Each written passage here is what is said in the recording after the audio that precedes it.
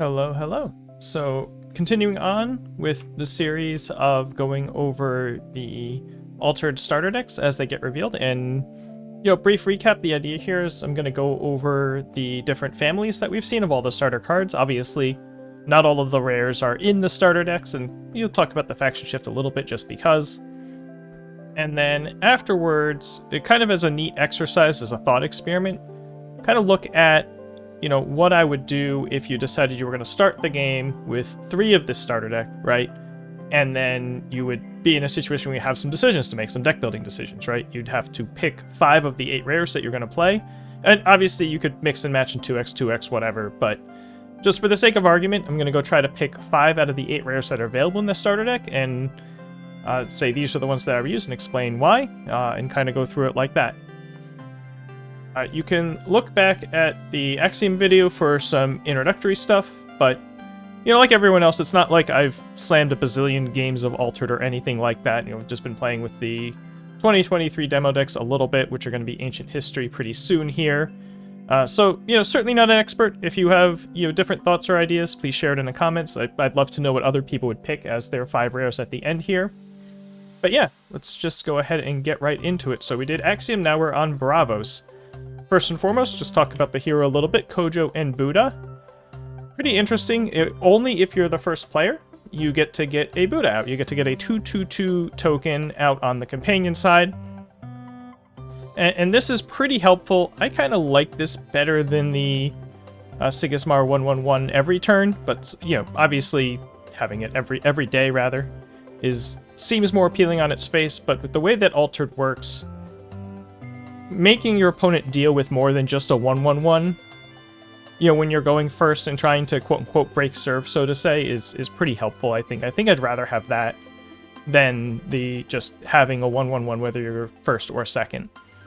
So, pretty cool. Nothing really to interact with him, right? You just get a guy, and that's kind of just what it is. Bravos is a pretty simple faction so far. They seem to just be about having nice, efficient characters and just rolling with that. So, up first we have Ratatoskr. Pretty simple guy. He's a 1-cost 1/1/1 base rate, 3-cost 3/3 out of the reserve. Nothing much to say here. Just a nice 2-tiered, normal cost, nice baseline character to have in your deck. It's always good to have 1-drops, and sometimes you don't necessarily want to play a 1-drop twice with a 1-drop and then play it back as a 1-drop later. Doesn't necessarily, isn't always the most applicable thing. I kind of like it, but again, not an expert. You could certainly want maybe one of the one cost that has 1 cost of the reserve and a 1 cost that has more out of the reserve is something that would make sense. So Ratatoskr fits that mold. Nothing much to say. The rare upgrade just has an extra boost out of reserve. Again, kind of a typical rate. Usually with these rare upgrades, you're gonna get maybe +3 stats once or +2 stats twice or something like that if it's just a stat boost kind of thing. So fits right in line. The Ortis faction shift, very funny. Instead of being a 3/3/3 out of reserve, it gets you 3 1/1/1s out of reserve, which plays nice with charge and things that we've seen out of the Ortis deck already. For instance, in the media kit that you can download, you can see the cards that are going to be in the new Ortis demo deck, and they certainly like to have lots of guys. Next up, and click the right window here. Isun Boshi. This guy is weird. I don't know what to make of this guy. So he is, aforementioned, you have your 1/3 cost guy in the deck, and now we have the 1/1 cost guy in the deck. So it's just talking about that. It's good to see that come up immediately. Not planned, actually. 002, though, is a very, a lot of times you think about playing your 1-cost guys on day 1, and that is, if your opponent also plays 2 characters on day 1, that means your Isun and their character are quite likely going to double advance, and then it's up to whether or not who won, if anybody, on the other side. So kind of a risk-reward kind of thing. It's definitely trying to make the game go a little bit faster by just having both people advance at the start. Makes some amount of sense if you think about some of the stuff that this deck is doing. Later on, if you need water, getting 2 for 1 is certainly a little efficient. So interesting guy. I wonder how much constructed play he'll see. It's basically just going to depend on the other one-cost options, pretty much. He's going to have his ups and downs. Interesting support ability from the reserve. He can just get out of there and give someone a boost, right? If the one-cost 0/0/2 is not very appealing out of your reserve, you can basically turn him into a free 1/1/1.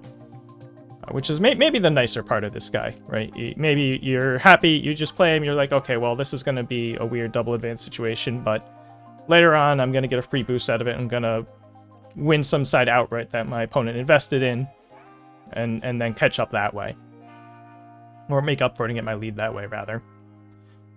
The rare upgrade gives you the option to pay an extra mana to get the boost out of reserve. So you pay 2 mana, you get effectively 1/1/3 in stats, but they're split up.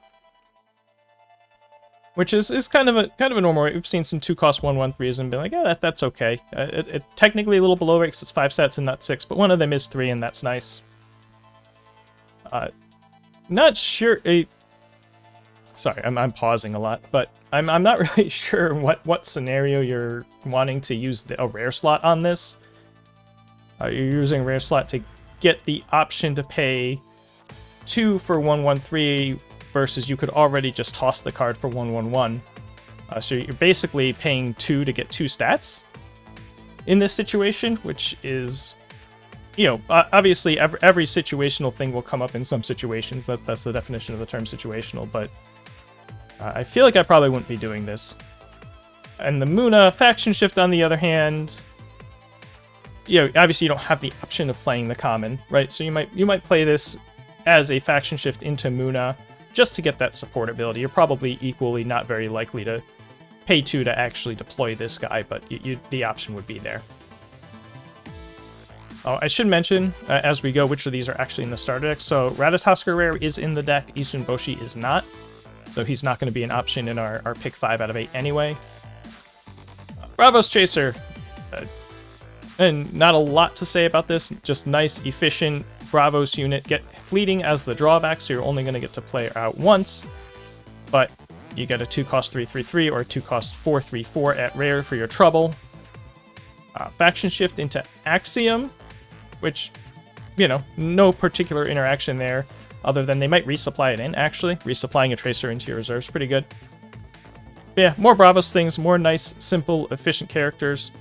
Again, this rare is in the starter, and the Tracer in practice is just very, very strong. Usually if you have 2 mana left, your opponent would like to be able to plan against, you know, they might have at most a 2/2/2 or something, and then comes this 3/3/3, and it messes with their math and things like that. It demands a lot of respect in game. Bravos Pathfinder. A blank unit, 2-cost 0/3/3. It's a little interesting because we've seen some 2-cost 0/3/3s, I think, in some of the other decks, and you'd expect Bravos to be a little more efficient than that, but in this case they kind of are. I don't think too many of those are 2-costs on both plays. And you know, you don't necessarily have to completely dodge forest, right, so long as it's not the forest-only space. Another card where you're kind of understanding that you might be walking into some double advancements. But, you know, again, this Bravos deck is kind of fine with you doing a bunch of I move 1, you move 1, I move 2, you move 2. Right, so long as you're not getting beat out, it's fine. You just need to get a lead somewhere at some point. And Bravos Pathfinder is one of those sort of maintain your lead kind of cards. The rare upgrade is very interesting. It gets Seasoned, which is a keyword we've just seen with this deck. It wasn't in any of the demo decks. And it says she gets to keep any boost when she goes to reserve, and you can pay 2 on the first play to give her a boost. So you can have either a 2/2 0/3/3 or a 4/2 1/4/4. It's going to be a little bad on the first play, but really nice on the second one. And if you have, you know, some other sorts of boosts, whether it be Usunboshi, who we just looked at, then it gets just even better. Not in the starter, but very, very cool rare. I'd be excited to play with this card for sure. I like these 0/3/3 guys. I shifted into Lyra. I was just about to mention, you know, I like some of that stuff in the Lyra deck, and Here we are. They get another one. They can spend a rare slot upgrading over some of their like 2/3/0/3/3s I think they have. Haven Trainee. I believe this rare is not in the starter. Kind of an interesting shape for this one. It's a 2/4 3/3 rather. It's a 3/1 the first time and a 5/3/3 the second.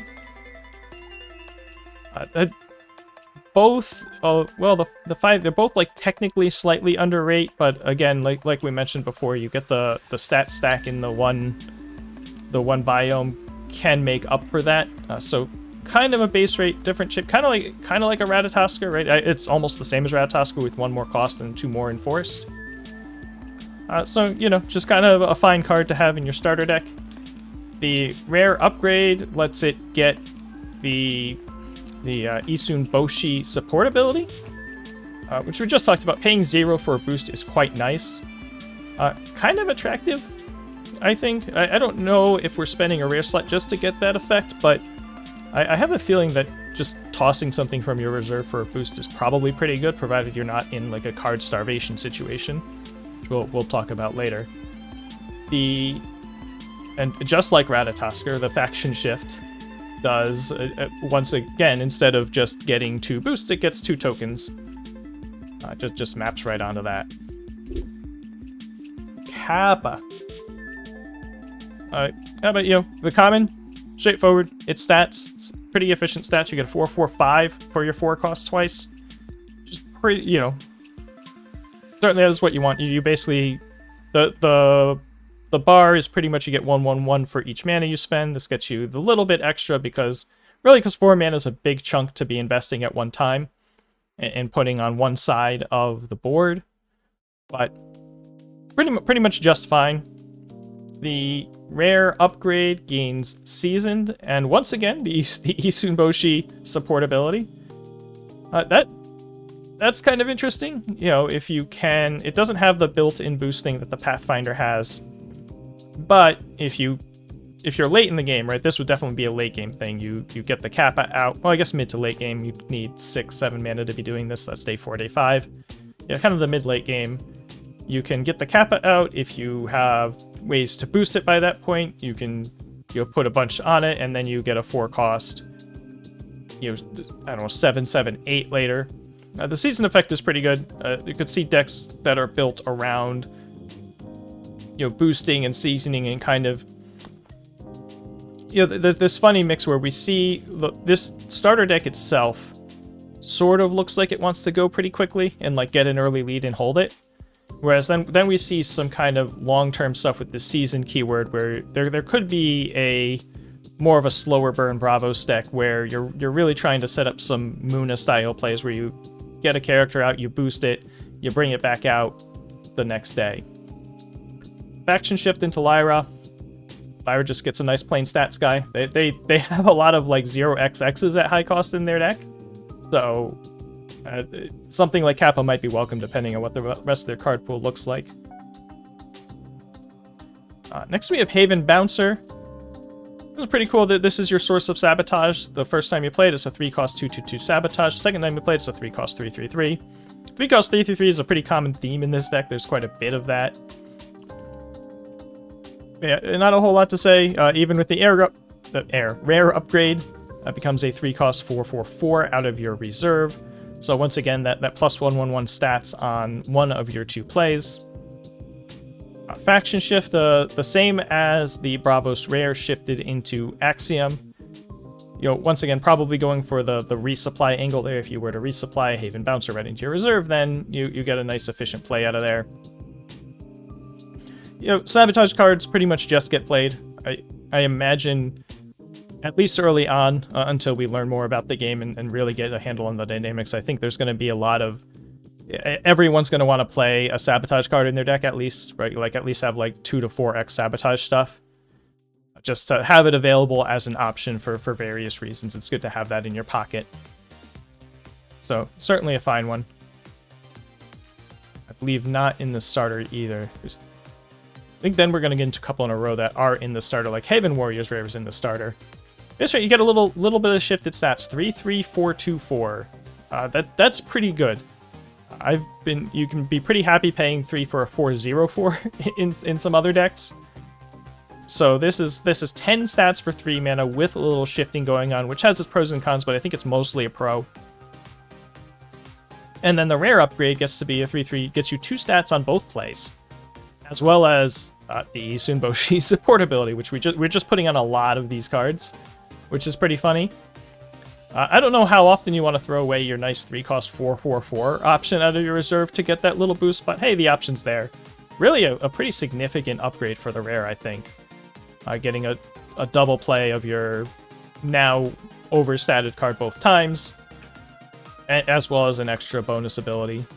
Faction shift into Ordis. I think there's probably no particular synergy here.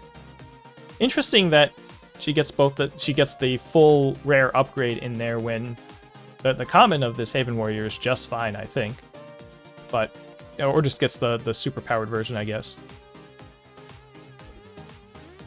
Sung Wukong. So this is the one that's going to turn everybody's heads. The normal common version, nothing too much to go crazy about. 2/4/2, a little understated with the focus, like compared to the Haven Bouncer. But when you pay 4 for it out of your reserve, he's a 4/6/4. He's huge. He's enormous. I guess only slightly bigger than Kappa if I think about it, but it feels good, right? You're putting those 2 boost tokens on the guy, you slam it down. The rare version, however, is a 4/6/4 that loses fleeting. So, you know, everyone who does a demo and sees this card asks, you know, well, does that mean I just could keep playing him every day? Yes, you can just keep playing him every day. Just 4-cost 4/6/4 out of the reserve over and over and over again. That feels crazy. It's not quite as crazy in practice per se, just because, you know, like I said with Kappa, 4 cost is a bunch to be investing, and yeah, you get it every turn. Yeah, that's quote-unquote card advantage. Card advantage isn't absolutely everything in this game like it is in a number of other card games. It is a thing. I think it's a secondary or tertiary thing if I was going to rate their importance. I think mana efficiency is probably the most important thing. Very early on, I'm just spitballing here, but so, you know, still though, he's very good. He attracts a lot of attention. You kind of force your opponent to sabotage it most of the time until they're comfortable enough just dealing with the idea that you're just going to get this thing every day. Yeah, not crazy good, but he feels crazy good, and certainly he's in the starter. We're definitely going to be picking this as one of our 5 rares. There's no way he's not one of the best rares we can be playing. The Muna shift, pretty cool. You instead of obviously you don't get the super play him every round version. Your Muna, you don't really need that. You like boosting your guys. Sung Wukong puts a couple boosts on one of your guys that might be anchored. Pretty interesting choice there for Muna. And then we have Atlas, the other one that turns some heads. He is gigantic. This rare is not in the starter deck, so we don't need to think about that. But 5 cost 3/3/3 on both sides. The sort of hidden cool thing about Atlas is on day 3, you can invest 5 mana into this and go through your day 3 having only played 1 card and get a quote-unquote card advantage that way and not be completely griefing yourself. Right, you're going to put 3/3/3 on both sides, dare your opponent to find a way to deal with that with their 5 mana. You might even have Buddha if you went first. Which you kind of funny that you might want it. This might be a character that is happy to go first to start the game, even though you might get to, you know, go second less than your opponent. Just because in terms of the mana curve, right, you hit 5, your plan might just be to slam Atlas no matter what, and you're just not going to care what your opponent's doing. There's no real planning as to which side you're going to play Atlas on, right? So you'd like to be going first because it doesn't really change your tactics on that particular day, and you get Buddha on top, and kind of make sure that when you put this down, you're going to guarantee that we each advance on one side most likely, unless they have a removal, and even do, they still have to deal with Buddha. So, anyway, that was a bit of a tangent, because I'm trying to think about cases where you might want to go first to start the game. I think it'd be stuff like that, where you have some mana curve reasons going on, where you'd much rather be the reactive player on the even mana turns for some reason, just depending on what cards you have. Anyway, rare upgrade, gains season, gets double Isunboshi, which is pretty cool. And so that way, if you get him out and you don't really boost him, then maybe you don't feel great about slamming him out twice, and I mean, paying absolutely nothing besides a card from reserve for 2 boosts is crazy, actually. That's actually really, really, really good. So it'll be pretty interesting seeing people try to play this rare Titan, and they'll have to decide, you know, am I going to boost it because I want to lock myself into playing it out of reserve later? Or not really I mean, you still get the boost value now, but it's going to really incentivize you to do it later. You know, or do I maybe, you know, build the deck around, or not worry too much about having a ton of boosts in my deck, because if need be, I can always just have him be 0 for 2/2/2. Coming out of the reserve. Actually, very, very good rare, I think. Overall, the Ordis shift is hilarious. It makes all of your tokens gigantic, which is going to have some crazy, crazy turns for sure. I definitely expect to see some Atlas Ordis decks going on. Alright, and then the rest are on another tab. Shenlong! So I think now we're gonna start seeing Shenlong's one of the 1x rares, so the common Shenlong isn't even in there. Not a ton to say about this guy. You talk about the tough keyword. You know, is spells and abilities that target me cost 1 more. I have been told that that includes triggered things like Dorothy Gale. Any on play, you know, give it fleeting, on play, do whatever to it. So paying 6 cost for egregious amounts of stats is interesting. On its face, it's extremely mana efficient. However, you are probably giving up some time to your opponent, right? Where heck, if you're going first and you pay 6, that might be on curve, that's your whole day. And they'll just play on the other side, and you get a 1-1-1, you know, a 1-1 we each advance kind of thing. Which, if you're in the lead, that's fine, especially out of your going first day. But if you're behind, it's not going to help you. Now, later on in the late game, in really the late game, when you have 8-9 mana, then you might be able to play something small and then sneak a Shenlong in and really get some sort of blowout that way. But it's just really hard to utilize just like giant stat sticks like this. Really cool art. I'm sure people are going to have fun playing their big dragon. But it's going to be not quite trivial to really make good use of this guy. Another one that has the rares in the deck, but the commons are too. Physical Training. 2 cost for 3 boosts. A little efficient. Obviously, the downside of a slightly efficient boost card like this is that you have to... Not only do you have to have a character on the field, but you're not allowed to put those stats on the other side, right? They have to be on a character and on a side, and you're just boosting up that one side, so it can be hard to fight on both sides like this. Kojo gets around this a little bit, because if you have Buddha out, then you get to deploy something to the hero side, and then you can training either side, and you get that flexibility there. But in general, in a lot of cases, there aren't going to be...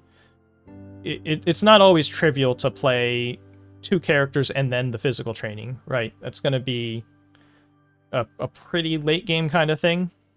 And then, you know, you get your slightly efficient guy, but everyone's working with more mana, so it's not quite as huge.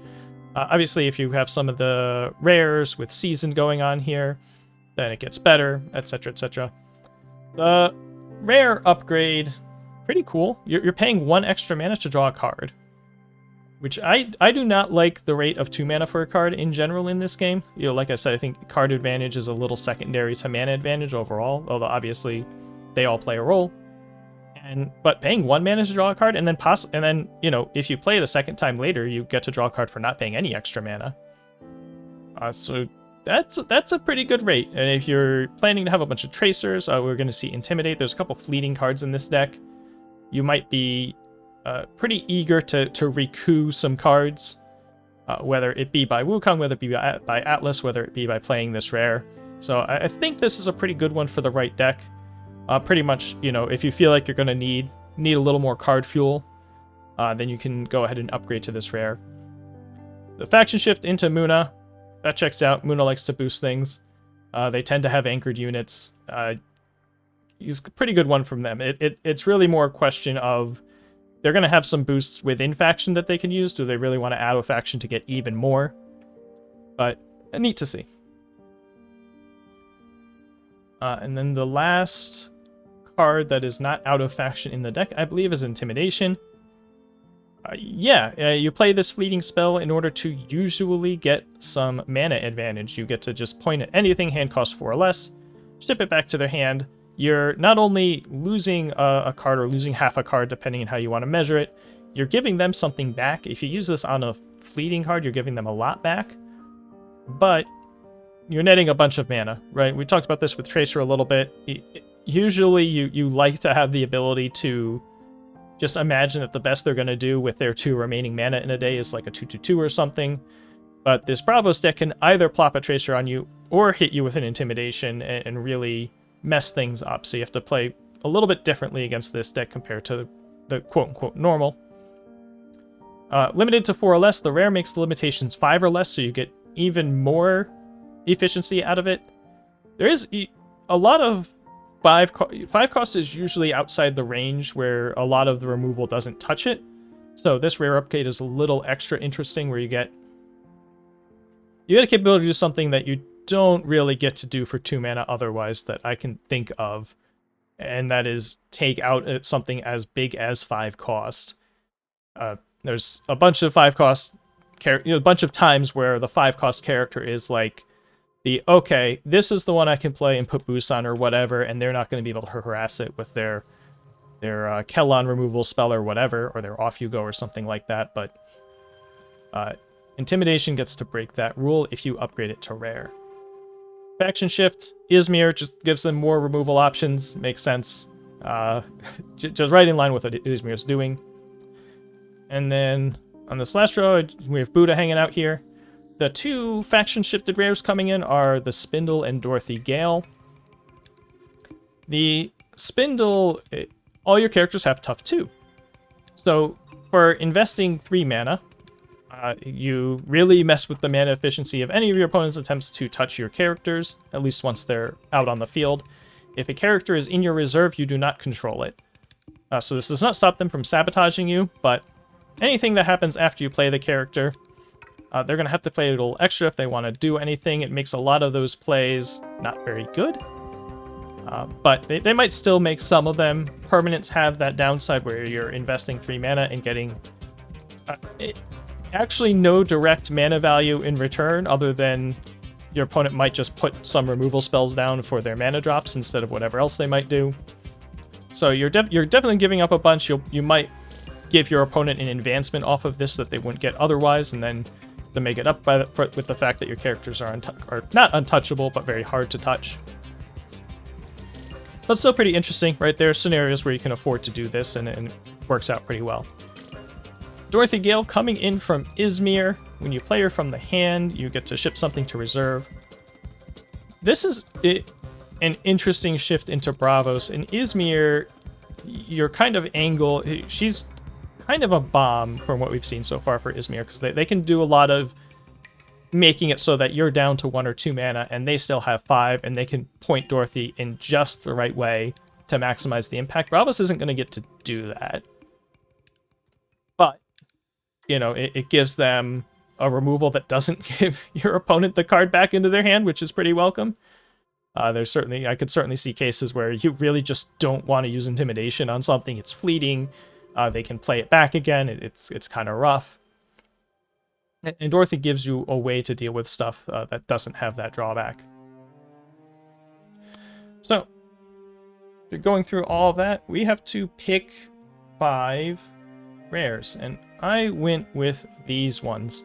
So I took Wukong, which I think is a slam dunk out of these 5.